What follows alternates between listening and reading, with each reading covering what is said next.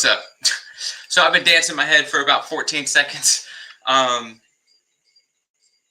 Just emailed. So we had some challenges with the last video-ish Tell Me What's Going On program.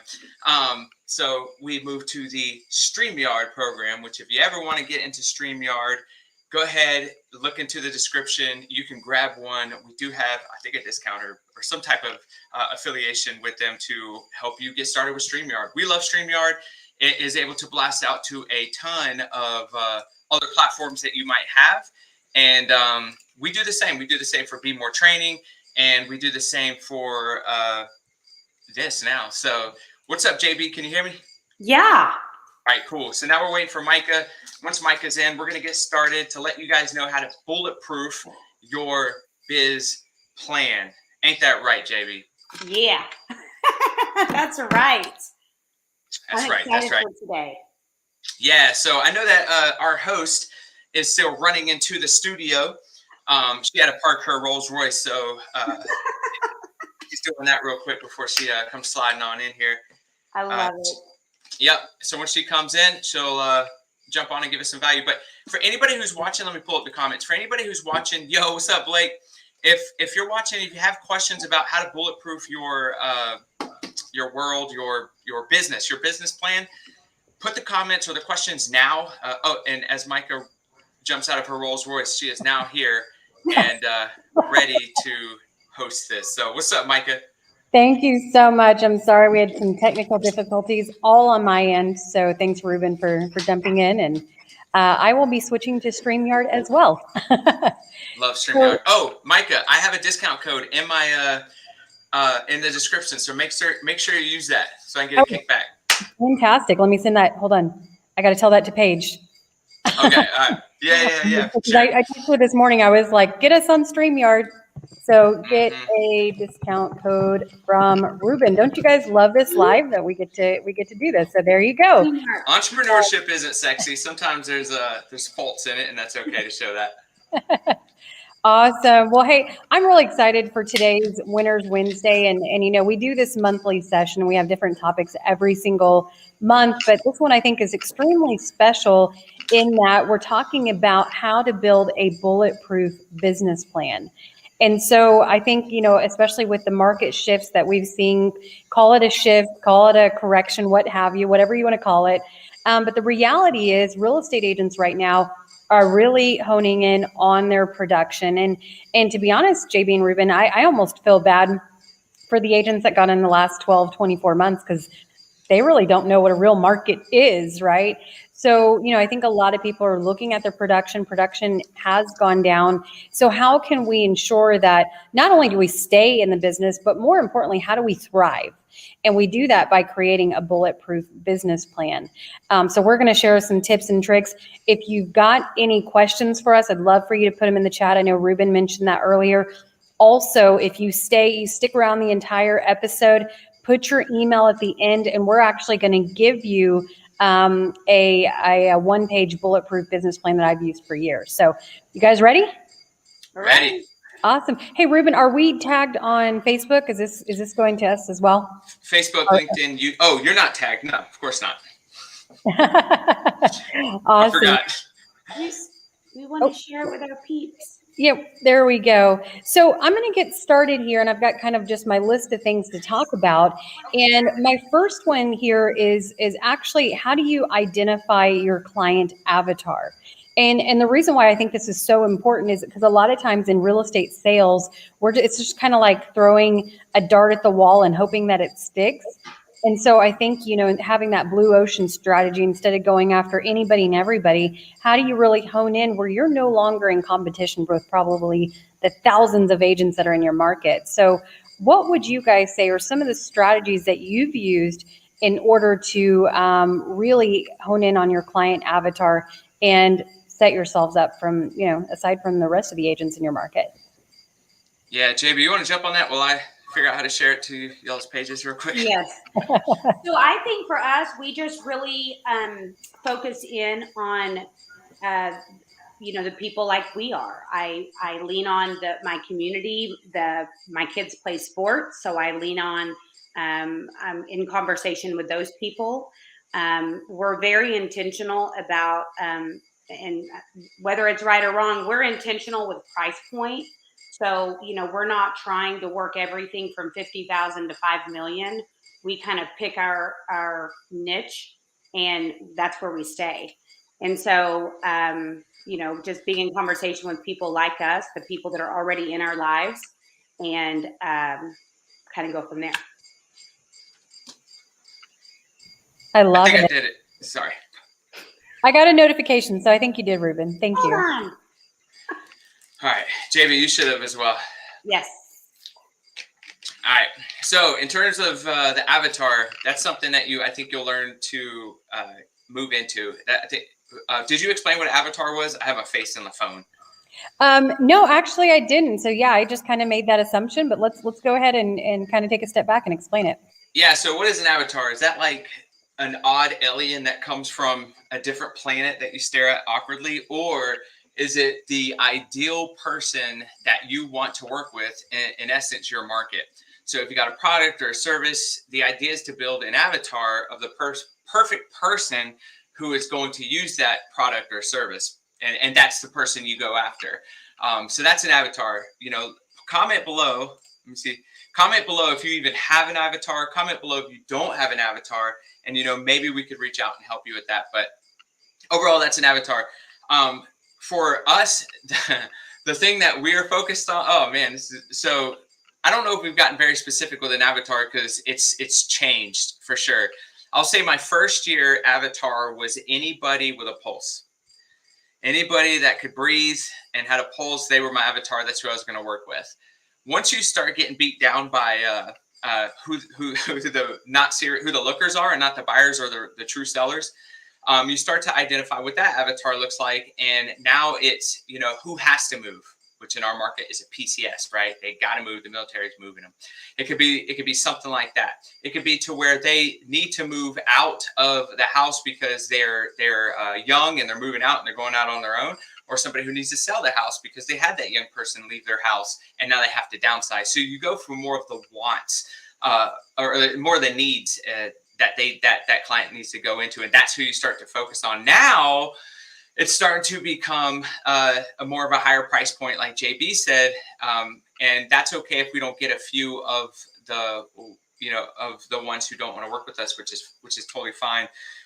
We have a team that will service anybody, but for us specifically, a little bit higher the price points, but also anybody who is willing to take. We're a little bit more high priced, so the people that we're talking to we have to justify that price, and they understand our value. That's been something we've been working on for our new avatar. I hope that makes sense. I try to make like the progression of having like a little bit more specific of an avatar. Absolutely. And I appreciate you for doing that, Ruben. Because again, we just I made kind of an assumption here because it's just kind of part of my normal language. But also one of the reasons why I think it's so important is, have you guys ever bought a car? Have you gone to the car dealership? You bought, a new car and you think it's the only one on the road. And then all of a sudden there's like hundreds of them, right? I can't remember what it's called, like psychologically, but there you go. Exactly. And that's the same way with an ideal client. When you know exactly what you're looking for, you're going to find that they start showing up everywhere. And then again, you know how to start marketing yourself. So that's why knowing who your ideal client is incredibly important. And then the next thing here is, we talk about leverage, right? That's the only way that you can buy your time back. All of us have the same 24 hours a day, 7 days a week. Some of us are just better than leveraging than others. Now, I think where a lot of agents get stuck is, how do you leverage? What tasks do you leverage? And that really comes by knowing what your personal hourly worth is. So how have you guys kind of determined what your hourly worth is? What task are you leveraging? And then, how do you even determine that for somebody that doesn't even know how to get started? Ruben, I'll let you go first. My first year in real estate, luckily I was around somebody that told me that, right? And was like, you better start understanding your hourly worth fairly quickly. And that was powerful. So what I did was, I was by myself. I had no ladies in my life. So I had a whiteboard drilled in the wall in my bedroom because it wasn't aesthetically pleasing at all, but it was for me because it showed my goals. So what I did was I put on my every contact I made Monday through Friday, and then the weekly, then the monthly, then the annual goal and actual. And I'd also put my time. So if I spent 8 hours that day in the business, I'd put 8 hours. And then, next to Monday. And then Tuesday, maybe it was 4 hours, I'd put 4. And then maybe Wednesday, it was 12, and I put 12. And then at the end of the month, whatever your income was, I just divided it into the hours that I had. And I was like, it starts to build, what that hourly wage might be. Now, at the time, what was I getting paid? I don't even remember. I think we started at like $8.50 an hour at UPS. So anything more than $9 an hour for me was like, whoa, that's so cool. But that's also where you start to understand, like, anything that I could leverage off in terms of 80-20, right? The 80% of the real estate business is mostly paperwork. And if I can leverage the paperwork off for $8 an hour, I can stay in my $20, whatever it might be, $20 an hour activities, which will only drive more results, more business to keep this train moving forward. I hope that explains it a little bit. I love that. And I love, Ruben, that somebody told you that early on, because that's one of the keys, right, to getting your time back and doing more. JB? Well, so, it kind of evolved over time. My first couple of years in real estate, I had no idea how to leverage. And then, I learned the power of leverage. And I think one of the best things that you can do in your business is hire a transaction coordinator. That's something that has been, huge for our team. We need to be more focused on the client and let someone else do the paperwork. We can increase our production. Whether our time is spent on paperwork or spent out showing a house, it's still time. And so I would prefer my team to spend time with income producing activities rather than paperwork. So we've leveraged that off. Another thing that we leverage off is we don't run earnest money, and we don't put out signs. We've got someone that does that. That hour it's going to take you to drive across town, drop off the earnest money, come back. In my eyes, you could have made, 5 more calls, got another listing, had another conversation with a buyer. And that's much better use of your time than running around town doing things that can easily be leveraged. I love that. And I think when you look at some of those admin tasks, that's incredibly important. And I'm going to apologize in advance. I've got, vacuum going upstairs. So that's why I'm muting. I mean, do you love when you got contractors and cleaning people at the house? But sounds like leverage. Oh, and I just had my personal trainer here too. I'm all about leverage and come to my house. So speaking of leverage, but, and then the other thing is, I learned early on is focus on your high, what we call HLA. So your high leverage activities. And so that kind of goes back to knowing your hourly worth. Do you guys have any specific tasks? Like if you kind of get derailed and find yourself maybe JB doing some admin things, I will say early on, what I always recommend is just getting a piece of paper and drawing a vertical line and putting on one side of the paper the things that you want to get done for the day, and then compare notes at the end of the day. Did you get all those things done? If not, why? Where did you get derailed? So do you guys do anything like that, or maybe something different?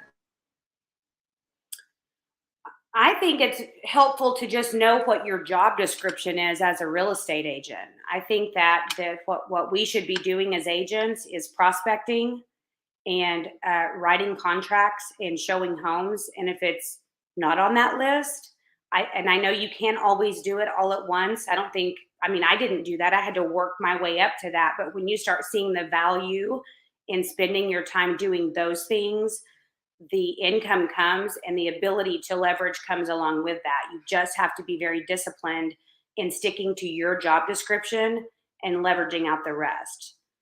And I've even leveraged things in my personal life. Like I need my house clean, but if I'm working, 40, 30, 40, 50 hours a week, the last thing that I want to do is come home and clean my house. My time is better spent. I've got to spend it with my family. And so I've even learned to leverage things out in my personal life so that I am doing my action items in my business and I'm spending time with my family. And you're creating opportunity for other people by doing that as well. Agreed. Agree. Anything to add to that?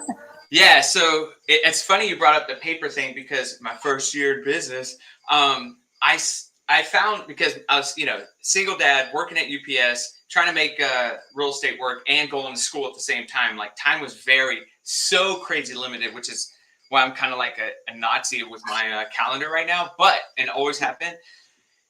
What I do, and this for anybody who's watching, like, you should be able to do this. And all you do is get a piece of paper and you fold it. Right? You fold it and you write the line, you draw the line on the fold mark. And all you do is put it in your pocket. And then anything that's going to make you money in the next 30 days that comes into your world, you write above the line. Anything that's not going to make you money in the next 30 days, you write below the line. And then the next morning you look at the below the line and, like, who can run these, right? Try to challenge yourself of who can run these first. Now, in the beginning, it's going to be like, who? All right, Ruben. Who? All right, Ruben. All right, who? Right? Because there's not like cash coming in. So, of course, but eventually you're going to put, ooh, Sally, ooh, Bobby, right? Or like whatever. And you're just going to put all that stuff in. But you've done a really good job of practice of a habit of building into your psyche that the things I need to focus on are things that are going to make me money in the next 30 days. Then I went on beyond. This is the second thing and the last thing I'll add on that is something called a DAR. Or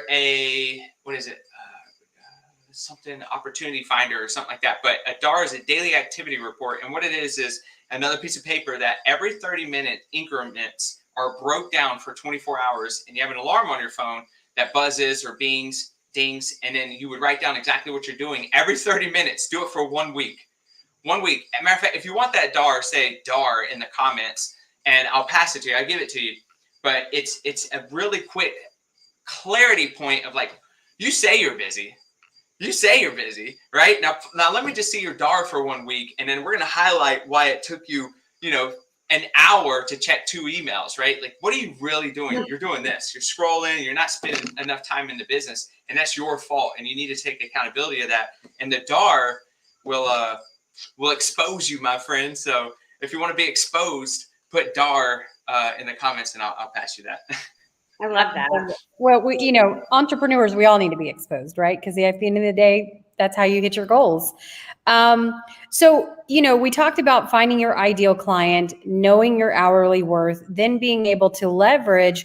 I think the next thing, in order to know what activities you should be focusing on every single day, is really kind of reverse engineering your numbers. And I know Ruben's going to get all nerdy on us a little bit with the numbers. I'm just kidding. We love Ruben. But he's right. He focuses on numbers, and that's why it's incredibly important. Because otherwise you're going to be sitting there like, I don't know what activities I should be doing every single day. So for those of you that would like my 1-page bulletproof business plan, go ahead and drop your email in the comment section, because what's going to happen is you're going to be able to reverse engineer your numbers down to exactly what activities you should be doing every single day. So we kind of look at your past production, then we divide it into appointments, and we divide it into your conversion rate, and then, of course, what prospecting you should be doing every single day. So JB and Ruben, I know both of you are really into numbers. How have you reverse engineered your numbers to know what kind of prospecting activities you should be doing every day? We just do a sheet at the beginning of every year. Actually, we do it in December. November, December, preparing for the next year. And our sheet just breaks down, we break it down by we start with what annual income they want to make. And then we're able to break that down. And it's a 2-page document.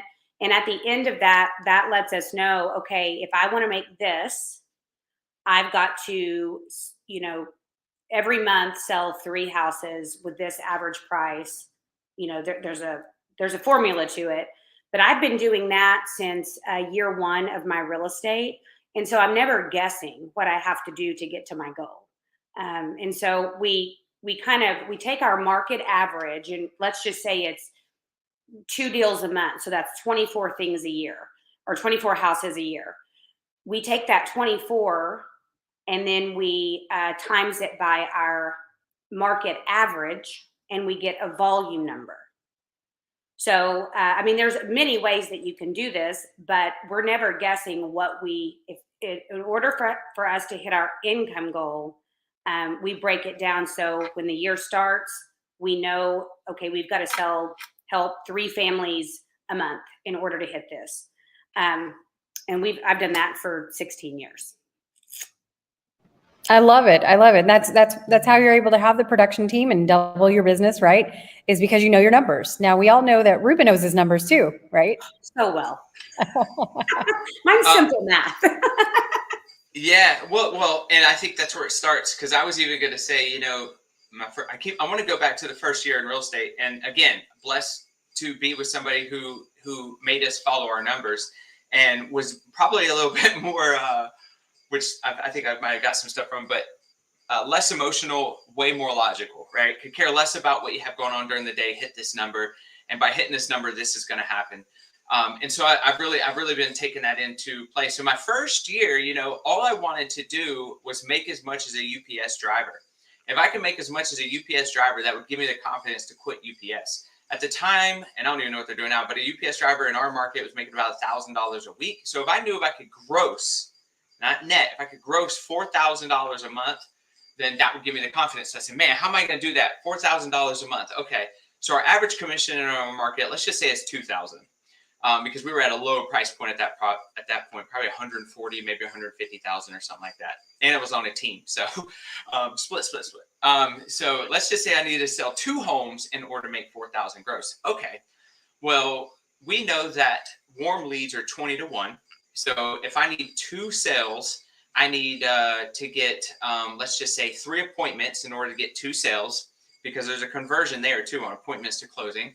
And if I need 3, what's 3 times 20? 20, 40, 60. So I need to make 60 contacts. Okay. Well, not everybody picks up the phone the first time I reach out to them or text them. So got a 2 to 1 on that. So if I can do, what's 60 times 2 is 120. If I can do 120 contact attempts a month, then that sets me up to close as many homes. So now I do 120 divided by 4, which is 4 weeks in a month. 30 contact attempts a week. Now let me divide that by 5. If I can make 6 contact attempts a day, 6, this is the opportunity in real estate. This is why I love real estate. I am as smart as a piece of board, and I could still talk to 6 people a day to make as much as a driver. So what happens when you hit that number? Could you double it? Could you do 12 contact attempts? So it's like, it's really cool. And that's why I love numbers. It gives you a target to shoot at, and a goal to shoot at as well. And say you miss a day, I don't know, you're sick or whatever, roll that 6 over to the next day, and now you got 12. But either way, the numbers will keep you in line to your goal. And that's chunking it down. And that's what I had to do to build the confidence to leave UPS. Well, I love it. And I would imagine, Ruben, that as you do it consistently, your conversion rates are just going to get better and better and better, right? So that's the only way that you're going to increase that. Funny enough, during the pandemic, we weren't doing a lot of, we were starting to go down on business, and we said, what do you think the first thing we did? We went back and we looked at the numbers, and what it told us is that we needed to make 4 times the main amount of contacts to get the same amount of appointments. 4 times. So like, if you could just see me when the pandemic, like I was sitting at the kitchen table, stressed, face like this, like trying to text enough people, but we had to keep the business going, and numbers, not emotion, numbers showed us what we needed to do in order to hit that goal. And we did. We ended up closing, I don't know, close to 50-ish homes. So it's all numbers built. I truly believe in that. And it can pull you out of a rut, or what the market says is going to slow you down. You just might need to do double the work depending on whatever your numbers say. So because you knew your numbers, you could be agile and make those adjustments. Whereas if you weren't tracking it, you wouldn't have even known, right? It would have just been like a semi truck hitting you in the face and you didn't even know it. And I like, Ruben, that you put here, you know, if you're uncomfortable to leave your email, go ahead and direct message one of us, whoever's page that you're watching, and we'll make sure that you get the bulletproof business plan. So you can DM us as well. So the next thing I think that's really important when you look at having a bulletproof business plan, and as I mentioned, we're going to share the 1-page business plan. I like having a 1-page business plan instead of like this big in-depth comprehensive plan that I'm going to look at maybe once a year. Having a 1-page plan that's literally on your desk that you can visually see every single day. But with that said, I think it's really important to push the needle forward every day. And, some days you're going to have bigger wins than others, right? Some days are going to be like killer days, and other days you might have pushed the needle a little bit. But at the end of the day, we want to have some kind of win, some kind of success at the end of the day. So what do you guys do in order to make sure that you're pushing that needle forward consistently? Well, we just started this. We kind of did something similar to this in past years, but we just started something when we got back from the Build conference. So we've done it for now going on two weeks or 3 weeks, I can't remember, but it has changed everything. And that's simply a 3x5 in our business. We call 5 people that we don't know. It could be a for sale by owner and expired. If you get internet leads or something like that, it could, just somebody that you don't know personally. And then we call 5 people that we do know, could be a friend, family, past client, dentist, whoever, just somebody, and talk a little bit of real estate, check on them, love them. And then we call 5 people that we are currently working with, like in our pipeline, and we check in on them. That in itself, just from a production standpoint, that is constantly staying in movement, and you feel so accomplished, and you've had a lot of good conversations. A lot of things come from, and honestly, I'm asking my team. I do my 3x5 kind of in a different way, but with my team and their production goals, this takes them about an hour and a half, but it's a very high quality hour and a half because they're having so many conversations. It's very intentional. They feel very accomplished at, by noon. So that has been something that's been extremely helpful that we took from Build. And I want to highlight something that you just said, JB. I don't know if everyone caught on it, but you said they feel accomplished by noon. They always say to do the task that you hate the most first thing in the morning, so that way it's not dragging you throughout the entire day. So if you do your 3x5 before noon, then you just feel like you've conquered the entire day, right? Yeah, So it's great. And now because we've done it for a couple of weeks, like in that block of people that we know, like our past clients and our friends and families, we've implemented something really cool where maybe we call them and we say, hey, you bought your house in 2018. I'm going to send over just a quick market analysis on your home. I just thought it might be helpful. We have gotten such a good feedback off of that. One of the agents has gotten a referral, like, thank you so much. That was so nice. Hey, by the way, my sister's looking to buy a house. And it's just small, consistent action. I love that. Small, consistent SCA. Yeah, I'm going to start coming up with. I'm out of it. Who does? It's easier to remember. So I'll just jump on that. So we do a daily thing, a monthly thing, and a quarterly thing.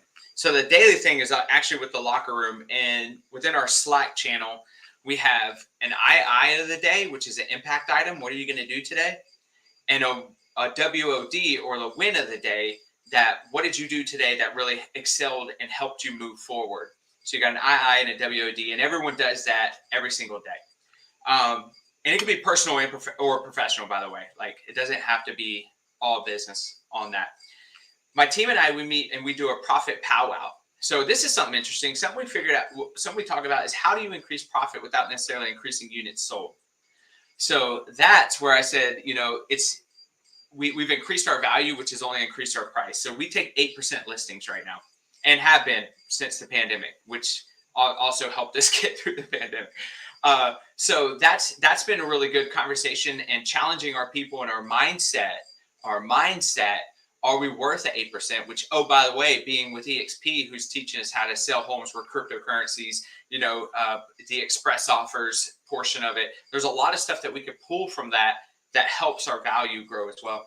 And then the quarterly thing is we do I say we a lot. I look at my numbers, and every quarter I look at which one of the numbers, contact temps, contact made, appointment set, gross, units sold. Which one can I adjust up? and it's like a line item on my quarterly numbers. Like every quarter, I challenge myself to challenge my mindset on something. So there's a daily, a monthly, and a quarterly on that. I love that. And I love the consistency with that and reevaluating your goals. And I think that's incredibly important. So the last thing that I have here, unless anybody has some questions, I see we do have one question here. Have you tried running any Facebook ads? If so, has it produced much more than phone calls being effective? And then my last thing, which can kind of go hand in hand with this, is having strategic partnerships, which may go into some advertising. So I think when we're looking at prospecting, a lot of us view prospecting as marketing and advertising. And again, that's just like throwing a dart at the wall and hoping that it sticks. The way that I view prospecting is outbound calls, reaching out to people, networking, and that's where you control the outcome as opposed to just running an ad and hoping that you funnel some leads. So not saying that that can't increase your business, but what do you guys feel? Do you run Facebook ads or do you strictly just prospect? We are very prospect heavy. We do have internet leads, so we have Commissions Inc. and we they carry our website, and but we are also very heavy on calling expireds and for sell by owners, which you can get for free. And then we really do a lot of open houses. We do lean on social media a little bit, but it's really more phone time than anything. Kind of a rule on our team is making sure that we're having 15 conversations a day, Monday through Friday. If you want to do it Saturday, you get a bonus. But I mean, we are very consistent, and it's scouring Zillow, looking at for sale by owners, calling our past clients, doing open houses. This year, we have had really good luck doing open houses, but I have got 3 agents and they're doing them almost every weekend and getting 1 to 2 buyers a weekend. So, I mean, I would say that we're on the phones more than anything else that we do. I love that. That's awesome. And I think that's really important. And that's how you're controlling your numbers, right? And then not only are you doing those things as the team leader, but you're having your agents do that as well. Yes. Ruben, anything you want to add to that? My first year in real estate, I actually put money in Facebook ads, but that was 7 years ago. And I did get leads, but I absolutely don't do that anymore. And I haven't done that for, 6 years. So what we do now is we actually don't make any phone calls, as Micah may like this or not. We don't make any phone calls. We run 100% text messages for us. And we've done this for 3 years now. And it's been better for us because one, we're talking to warm leads, not cold leads. There's just a better conversion to warm leads, people who know you, love you, trust you. And then with text, they can answer me back whenever they want, right? So it allows them to have their time back, I guess. But I've seen people very successful with phone calls. So no on the ads, no on the phone calls actually, but yes on text messages. That's awesome. Well, obviously, I believe in phone calls. So, I think the cool thing about this is if you look at all 3 of us, there's similar principles, but everybody's running their business different ways, right? There's no right or wrong. So as Ruben mentioned in the comment section, if you like what you learned today and you want us to continue these, go ahead and give us a heart. If you haven't put your email or want to DM us your email, we'll make sure and you get our 1-page bulletproof business plan. With that said, we're kind of here at the 30-minute mark. Ruben or JB, is there anything that we didn't cover today that you'd like to add for agents to bulletproof their business plan? I think I just want to say, now is the time. We have shifted into a different market, and I think right now there's a lot of hype out there. Do this, do that, buy this, go here. You kind of just got to quiet your mind and just get focused. Do the prospecting, do the work. There's no shortcut. Any top producer will tell you there's no magic pill anywhere. You've got to spend your time prospecting and listening to, the trainings that you have available, whatever brokerage you're at, You've got to, find yourself a good mentor and get out and do the work. There's no way around that. And now is the time. I think at Build, we heard something like 30% of real estate agents will be out of business this time next year. And we don't want anybody in that position, but you've got to get serious, and you've got to know your goals, and you've got to get to work and just put in the work. So that would be my advice. Yeah, I got 3 things, and she mentioned one, which was mentors. I think in order to really bulletproof this business plan, wherever you desire to go, whatever the end of the business plan is, it says this is what we're going to accomplish. Who has accomplished that, right? And align yourself with giving that person a ton of value, as much value as you can. More than likely, they've kind of accomplished some of the stuff that you want to give them value for, but find that gap in their value proposition and add it in order for them to mentor you through some of the stuff that you want to accomplish. I think there's, like if you could just imagine attaching yourself to the hip to somebody who has done that activity, learned, has all the systems, the models, the people, like that's huge. And so, yeah, I think that's one of them. The other 2 things I would say is, yes, bulletproof, but don't get too caught up on the business plan either, I would say. I like Micah where she said that it's, one piece of paper, because ultimately something's going to change. If you got a 50% complete, run the play. Who saw the pandemic going to happen? Raise your hand, right? Like nobody saw it. It just slapped everyone in the face. But people who had business plans that spent freaking weeks on it went to poop. So you don't know what's going to happen at all. So just if you're 50% ready with your plan, run the play. And then last, this is kind of but anyways, for the stuff that you do say that you're going to do here on this call, for your business plan, you've learned stuff on here. I want you to attach it to your calendar of a certain date that you're going to get X done by. This has helped us make sure that things get done in the plan, is attaching it to the calendar. But be a little bit more specific. And it's something that we say, my team, they're going to be like, oh Lord, here he goes again. But it's stand tall. What is TALL, right? T, what time are you going to do this? So when are you going to get it done by? I'm going to get it done by October 31st, by Halloween, right? I'm going to do more prospecting, and I'm going to have, 50 people added to the database by October 31st. Let's just say. The A is the activity, that I'm going to have 50 people added to the database by October 31st. The L is location. So where are you going to be? Where are you going to be when you do this prospecting? Are you a prospect? Are you going to go to events like I love doing? I get a lot of contacts at events. Are you going to do door knocking? What's the location of you to be able to get these prospects that you're going to add to your database by October 31st? And the last is leverage. And we talked a lot about that. So is there leverage that can help you accomplish this activity by this date?